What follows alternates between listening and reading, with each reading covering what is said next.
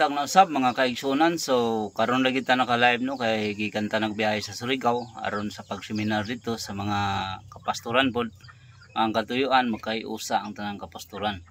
So karon nakalugar ta no nga maghatag na usab og mensahe alang sa akong mga kaparintian o sa tanan nga maabot niini nga video. No?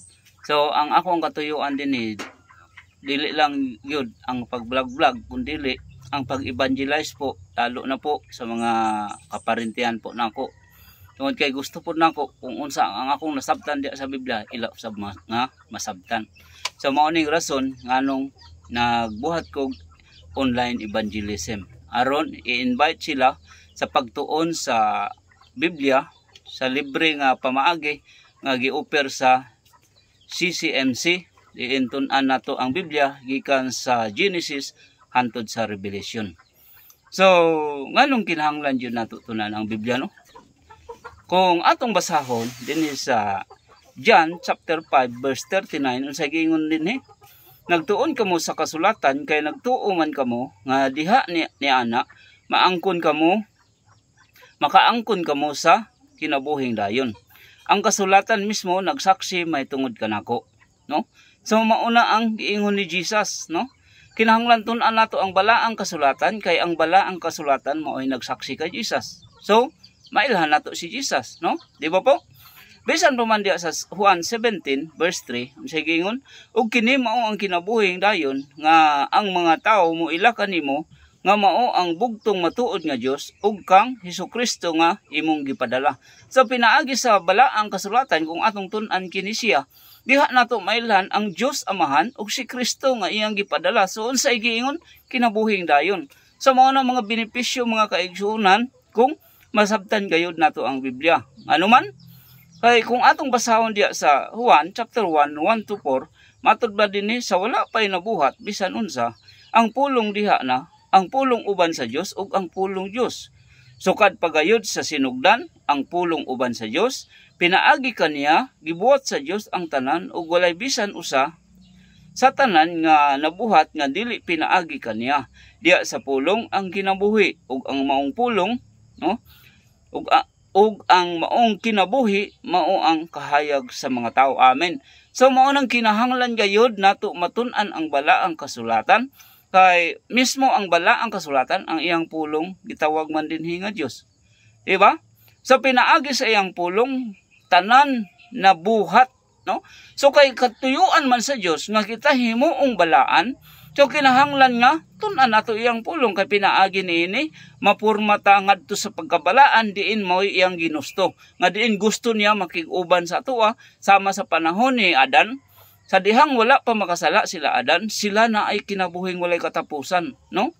Sila immortal. Pero sa dihang nakasala sila, unsay nahitabo? Nibiya ang Dios kanila tungod kay dili makaya sa Dios nga makig-uban sa tawo nga makasala tungod kay kini mamatay sila, no? So mao ni ang ginusto usab sa Dios nga bawiun ta gikan sa pagkaulipon ni Satanas, pinaagi sa pulong nga atong masabtan. So mao nang sa atong panahon karon kinahanglan nato masabtan ang pulong aron kini maitatak sa atong hunahuna o diya sa ato ang kasing-kasing og sa hunahuna aron unsa dili na ta mabalik og kadisib sama sa mga chosen people sa unang panahon diin wala gyud masilyo sa ilaha ang pulong sa Dios, mao nang madisib sila. Di ba po? So mao ni resulta mga kaigsunan, once nga masabtan nato ang balaang kasulatan, unsay giingon kinabuhing dayon, no? Ibig sabihin kaluwasan, di ba po? So moadto ta sa dili makasabot. Unsa usab ang resulta sa dili makasabot? Matud pa dinhi, malaglag ang akong katawhan tungod kay wala ako ninyo ilha. Og kay gisalikway man ninyo ako, isilikway ko usab kamo, ingon nga akong pari. Og kay nalimot man kamo sa balaod sa inyong Dios, kalimtan ko usab ang inyong mga anak. So mao ning gisulti sa Hosea chapter 4 verse 6. So ang kakulangan delikado kalaglagan, naatay kahibalo about sa Biblia pero kulang unsay metabo kalaglagan. So mao nang kinahanglan nga tuna nato ang balaang kasulatan para dili kulang. So kumusta man mga katawhan, mga kaigsunan, mga kapastoran? Sakto ba ang atong kahibalo diya sa Biblia? Kay kung kulang ni delikado kayo ta, kay malaglag ta, pati ang ato ang gitudloan, di ba po? So man ang kinahanglan nga tun-an nato pag-ayo ang balaang kasulatan, no? So bisan pa man diya sa Matthew chapter 22 verse 29, matud ba dinhi? Si Jesus mitubag kanila, pagkasayop ninyo og kini nahitabo kay wala man kamo masayod sa kasulatan ug sa gahom sa Dios. So amen. Mao ni mga kaigsuonan ang mahitabo, no?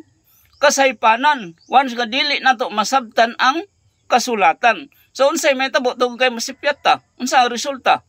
Mao nang kalaglagan, impyerno mga kaigsuonan, no? So unsa gid ang ginusto gid sa Dios unta sa para sa tuwa, no? Kung atong basahon ang 1 Timothy chapter 2 verse 4, buot sa Dios nga maluwas ang tanang tao ug mahibalo sa kamaturan. So mao ning ginusto sa Dios nga maluwas ang tanang tao sa nga pamaagi pagtuon sa iyang balaang kasulatan. So mao ning nang invite ko sa inyo ha, nga atong tun-an ang balaang kasulatan. Libre ni siya, no? Wala tay bayad pero naay sukli, mao ang kinabuhing dayon. Kaluwasan nga atong mangkon. So kana lang og mayong buntag sa tanan, hinaot ko nga kini nga mensahe makahatag kaninyo pagtulunan ug maka-encourage kaninyo nga atong tun-an ang balaang kasulatan aron mailhan nato ang Dios Amahan ug si Jesucristo ug kini maghatod nato ngadto sa kinabuhing dayon. So kana lang mayong buntag, good morning sa matag usa. God bless sa matag usa-usab.